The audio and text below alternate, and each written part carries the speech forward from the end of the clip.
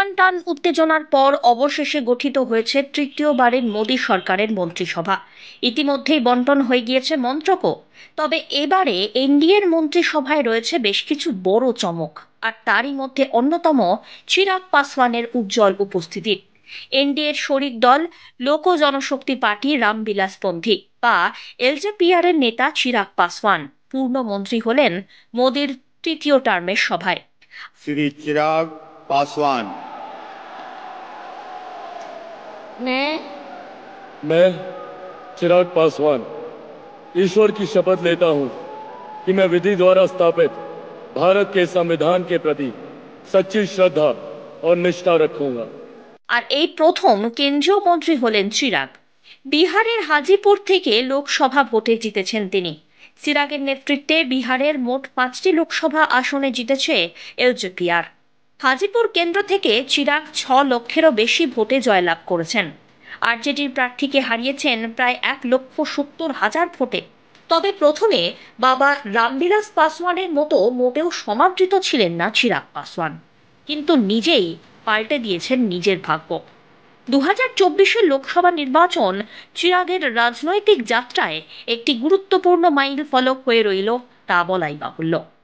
मौजूद यहाँ पर सभी नवनिर्वाचित लोकसभा के माननीय सांसद सदस्यों का स्वागत करते हुए मैं मेरे प्रधानमंत्री आदरणीय नरेंद्र मोदी जी को बधाई देता हूं।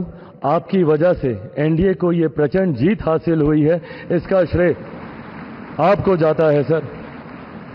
आप ही में वो इच्छा शक्ति थी कि जिसने इतिहास में इस तरीके की प्रचंड जीत को दर्ज कराने का काम किया। यह कोई सामान्य बात नहीं था कि लगातार तीसरी बार प्रधानमंत्री जी के नेतृत्व में एनडीए को इतनी बड़ी जीत मिलती गई। हम लोग सर जब क्षेत्र में जाते थे, आपके नाम पर जिस तरीके का उत्साह देखने को मिलता था, ये हम सबके लिए गर्व की बात होती थी कि हमारे नेता एक ऐसा नेतृत्व करता हम लोग के पास है जिसको लेकर जनता में विश्वास है। आप ही की वजह से सर आज दुनिया के सामने हम लोग गर्व से कहते हैं कि भारत देश की 5वीं सबसे बड़ी अर्थव्यवस्था बना, तो ये देन आपकी है। भारत की जनता को सर आप पर पूरा विश्वास है। তবে চিরাগের জীবনের শুরু রাজনীতি দিয়ে হয়নি, হয়েছিল সিনেমা জগতের হাত ধরে। 2011 সালে অভিনেত্রী তথা বর্তমানে সাংসদ কঙ্গনা রানাউতের সঙ্গে জুটি বেঁধে রূপালী পর্দায় প্রথম দেখা যায় তাঁকে, যদিও সেই ছবিটি বক্স অফিসে মুখ থুবড়ে পড়েছিল। এরপর অবশ্য আর কোনো ছবিতে অভিনয়ের সুযোগ পাননি চিরাগ পাসওয়ান।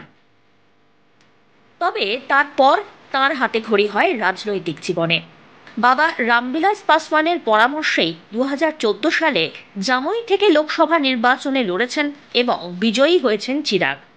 চ্যালেঞ্জ থাকা সত্ত্বেও 2020 সালের বিহার বিধানসভা নির্বাচনে দলের নেতৃত্ব দিয়েছিলেন চিরাগ পাসওয়ান। এরই মধ্যে অবশ্য বয়ে গিয়েছে বহু জল। অবশেষে রবিবার মোদি 3.0 মন্ত্রিসভায় জায়গা পেলেন চিরাগ পাসওয়ান। বর্তমানে ভারতের রাজনীতিতে তিনি নয়া হার্টথ্রব, তা বলাই যায়। Bureau report, one India Bangla.